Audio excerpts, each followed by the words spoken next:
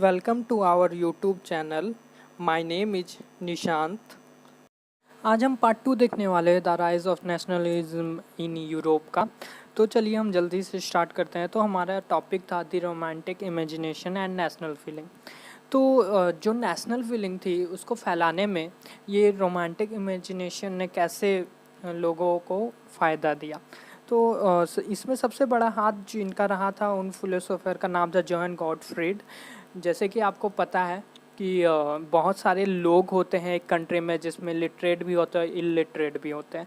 तो सिर्फ print media या फिर आप लिख कर मैसेज पहुंचा कर आप नेशनलिज्म की भावना नहीं फैला सकते। और कुछ भी अगर आप मैसेज देते हैं उसके पीछे अगर साइंस लगाते हैं कि ये कैसे हुआ क्या हुआ, तो ये इतना आसान नहीं होता है इलिटरेट पर्सन्स के लिए कि वो उसे समझ सके और जान सके।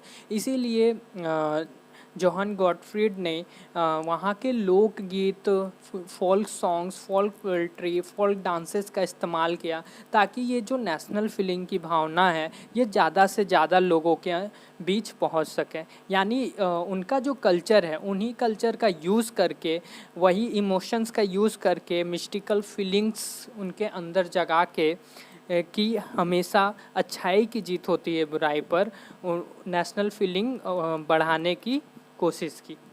ठीक है। नेक्स्ट हम लोग देखेंगे hunger, hardship and popular revolt.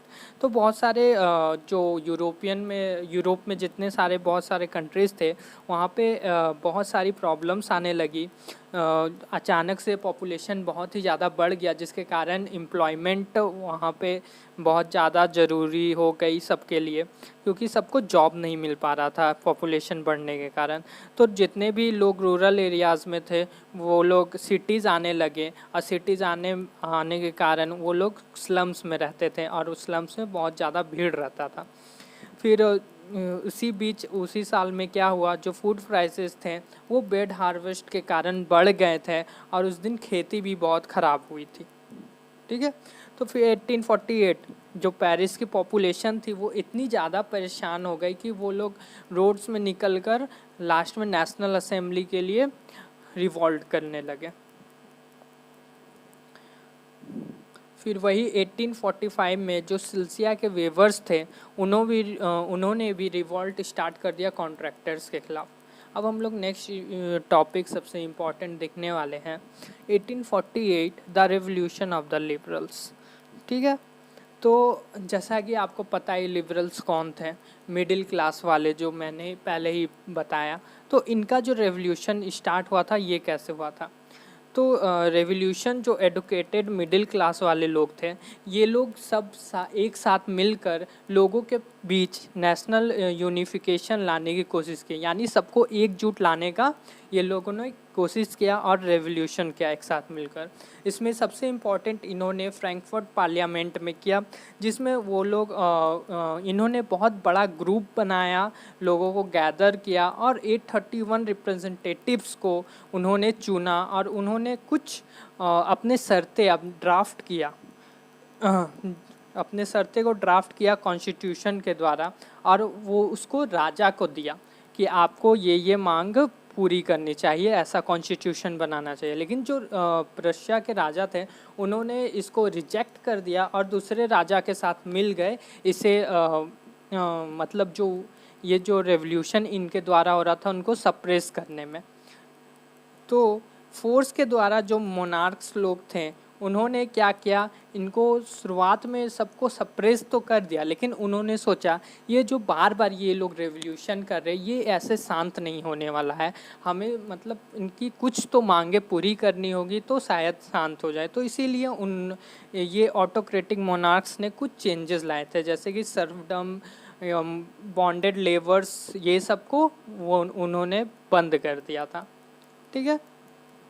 और वही हंगेरियंस को भी ज़्यादा ऑटोनॉमी देने का उन्होंने वादा किया। नेक्स्ट है हमारा the making of Germany and Italy.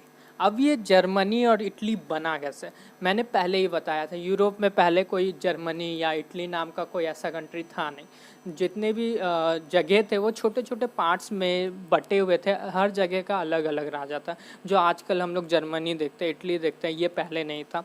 तो ये आखिर जर्मनी बना कैसे या इटली बना कैसे, तो इसमें सबसे बड़ा हाथ जिसका था उनका नाम है ओटो वन बिस्मार्क। उन्होंने प्रशियन आर्मी के हेल्प से प्रशियन आर्मी के हेल्प से ये यूनिफिकेशन मुमकिन किया, यानी ये जर्मनी को सबको छोटे छोटे भाग को एक साथ लाने में इन्होंने बहुत बड़ा रोल अदा किया।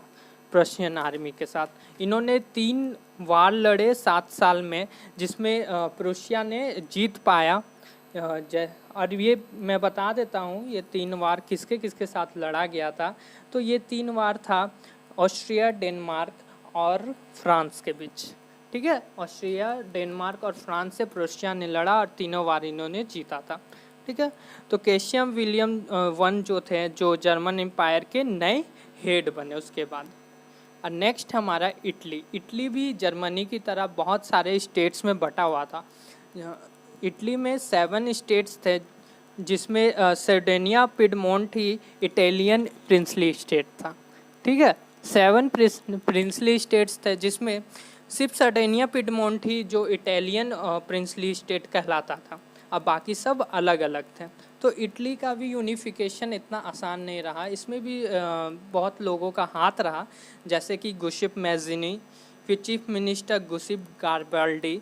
गुसिप मैज़िनी ने को सबसे पहली बात तो गुसिप मैज़िनी ने स्टार्ट किया यूनिफिकेशन करना, पर उनको एग्जाइल कर दिया गया था, लेकिन इनका भी बहुत बड़ा हाथ रहा। इन्होंने ही यंग इटली और बहुत सारे ऑर्गेनाइजेशंस बनाए जिसने बहुत मदद किया। और ये थे गुसिप गारबाल्डी, जिन्होंने मिलिट्री फोर्स के द्वारा इटली को यूनिफिकेशन दिलाया। ठीक है, और इटली यूनिफाइड होने के बाद विक्टर इमैनुअल II वहाँ के राजा बने। अब इन सब के बीच अब ये स्ट्रेंज केस क्या हो रहा था ब्रिटेन में। तो ब्रिटेन में उस समय हम लोग जो ब्रिटेन का जो नाम लेते हैं, उस समय कोई भी ऐसा कोई ब्रिटेन नेशन था नहीं 18th सेंचुरी तक। उस समय 3 मेन ग्रुप्स हुआ करते थे, जैसे जिसको मिलाकर ब्रिटेन बनाया गया है, जैसे इंग्लैंड, इंग्लिश बोलने वाले, वेल्स बोलने वाले और स्कॉट बोलने वाले। ठीक है, तो इंग्लिश नेशन जो था वो धीरे धीरे बहुत ज़्यादा ग्रोथ करने लगा था और बहुत ज़्यादा उसमें पावर में भी बढ़ने लगा था। ऐसा क्यों? क्योंकि वहाँ पे इंडस्ट्रियलाइजेशन बहुत पहले ही आ चुका था। मैंने पहले ही बताया, इंग्लैंड में सबसे पहले इंडस्ट्रियलाइजेशन आया था, तो वहाँ के लोग क्या होने लगे, रिच होने लगे, उनका पावर भी बढ़ने लगा था, जिसके कारण इंग्लिश डोमिनेंस उस एरिया में ज़्यादा होने लगा। तो इंग्लिश पार्लियामेंट क्या किया, मोनार्की के रूल को सबसे पहले बंद किया। फिर उसके बाद एक्ट ऑफ यूनियन 1707 हुआ, जिसमें United king of great Britain बना। ठीक है, तो ये ग्रेट ब्रिटेन स्कॉटलैंड को अपने अंडर ले लिया गया था इंग्लैंड के द्वारा। इंग्लैंड और स्कॉटलैंड दोनों एक साथ मिलकर United kingdom of great Britain बने थे। लेकिन इंग्लैंड के लोग क्या थे, धीरे धीरे स्कॉटलैंड के ऊपर अपना डोमिनेंस बनाए हुए थे। उनके जितने भी कल्चर और पॉलिटिकल इंस्टीट्यूशंस थे, उनको सिस्टमेटिकली वो लोग सप्रेस कर रहे थे, जिसके कारण जो स्कॉटिश हाईलैंडर्स थे वो लोग अपना लैंग्वेज ही खो दिए थे बोलना, और धीरे धीरे जो इंग्लिश लैंग्वेज था उससे भी इम्पोज किया जा रहा था। ठीक है, और वही 1801 में क्या हुआ, आयरलैंड को भी सेम इसी तरह स्कॉटलैंड की तरह फोर्सिबली अपने अंडर ले लिया गया ब्रिटिश नेशन में। उसके बाद सब नेक्स्ट है हमारा विजुअलाइजिंग द नेशन। ठीक है, तो हमारे नेशन को हम लोग कैसे विजुअलाइज करते हैं, तो जैसे कि मैंने नेशनलिज्म इन इंडिया में पहले ही पढ़ाया था, हम लोग अपने नेशन को किस तरह देखते हैं। जैसे कि हमारा नेशन भारत माता का जैसे हम लोग का पेंटिंग है, तो हम लोग अपने नेशन को किस तरह देखते हैं कि ये हमारी माता है। तो उसी तरह यहाँ पे भी ये लोग अपने नेशन को इसी तरह विजुअलाइज करते थे। तो नेशंस को पोर्ट्रे किया जाता था फीमेल फिगर की तरह, जैसे हम लोग को पता है एग्जाम्पल हम लोग बहुत ही अच्छा देख सकते हैं, जैसे भारत माता हो गया, तो इनका भी ऐसा ही था।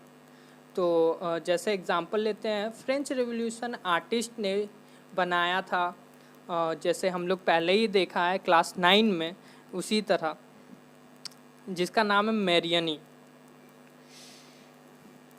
तो ऑब्जेक्ट्स और सिंबल्स को भी यूज़ किया गया था कि हम लोग जितने भी नेशनलिज्म का भावना लोगों के बीच में फैला सके। जैसे एग्जांपल में लेते हैं तो ब्रोकन चेन्स हो गए, फिर फ्लैग हो गए, जैसे कि नेशनलिज्म इंडिया में भी था, फ्लैग को दर्शाया जाता था, फिर बहुत सारे कुछ थे जिससे कि नेशनलिज्म का भावना झलकता था। तो यहाँ पे भी वो सबको यूज़ किया गया था। नेक्स्ट है नेशनलिज्म एंड इम्पेरियलिज्म। तो जो बाल्कन लोग थे, नेशनलिज्म एंड इम्पेरियलिज्म पहले तो समझ लेते हैं क्या होता है। तो नेशनलिज्म जो शुरू से हम लोग पढ़ते आ रहे हैं कि नेशनलिज्म मतलब एक देश की भावना, कि हमारा एक देश है, हम यहाँ के सिटीजन हैं, एक देश की को देखना, देशभक्ति की भावना। और इम्पेरियलिज्म वही उल्टा होता है। उल्टा इन सेंस जैसे कि हमारा एक देश है और यही देश जो है वो मिलिट्री फोर्स से और ज़्यादा से ज़्यादा अदर कंट्रीज़ के एरिया को क्या कर रहा है, कॉलोनाइज्ड कर रहा है, अपने अंडर लिए जा रहा है और अपना एरिया को बढ़ाते जा रहा है। तो उसको हम लोग क्या बोलते हैं, इम्पेरियलिज्म। ठीक है, तो दोनों अलग अलग चीज़ हैं। तो यूरोप में क्या हो रहा था, यूरोप में बाल्कन्स जो मॉडर्न डे अगर हम लोग अभी मैप में देखेंगे तो क्या है, Romania, Bulgaria, Albania, Greece, Macedonia, Croatia, Bosnia Herzegovina, Slovenia, Serbia and Montenegro, ये लोग अभी इसमें आते हैं। उस समय वो बाल्कन रीजन था। तो बाल्कन रीजन में जो डिफरेंट किंग्स थे, डिफरेंट लोग थे, तो वो किंग्स क्या चाहते थे, वो ज़्यादा से ज़्यादा जगह को एक्वायर करना चाहते थे और ज़्यादा से ज़्यादा अपना पावर को बढ़ाना चाहते थे। पर ऐसा क्यों, क्योंकि बाल्कन जो रीजन था वहाँ पे बहुत ज़्यादा एथनिक वेरिएशंस थे, कि वहाँ डिफरेंट लैंग्वेज सब कोई बोलते थे, कोई कुछ लैंग्वेज बोलता था, कोई कुछ लैंग्वेज बोलता था। ठीक है, तो जो आइडिया ऑफ रोमांटिक नेशनलिज्म जिसका मैंने बात किया वो उस रीजन में बहुत ही ज़्यादा काम करता था, क्योंकि वहाँ सबका लैंग्वेज अलग था।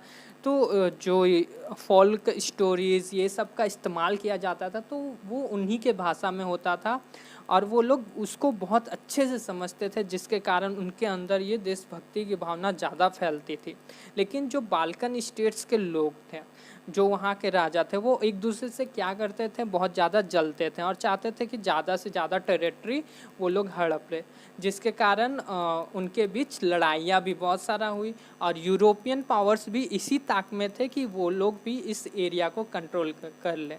इसी के कारण क्या होता है, बहुत सारे लड़ाइयाँ होती है और फर्स्ट वर्ल्ड वार का इमरजेंस होता है। ठीक है, तो इसी के साथ हमारा ये चैप्टर यहाँ ख़त्म होता है। अगर आपको कहीं भी कुछ ना समझ आए तो मुझे कमेंट करके ज़रूर बताएं। ये एक क्विक रिवीजन था, इसीलिए मैं ज़्यादा डीपली नहीं गया हूँ, जस्ट सिंपल से जल्दी से समझाते चला गया हूँ। मैं इसका एक वीडियो बनाऊँगा जिसमें पूरा चैप्टर में अच्छे से एक्सप्लेन करके डालूँगा। Thank you.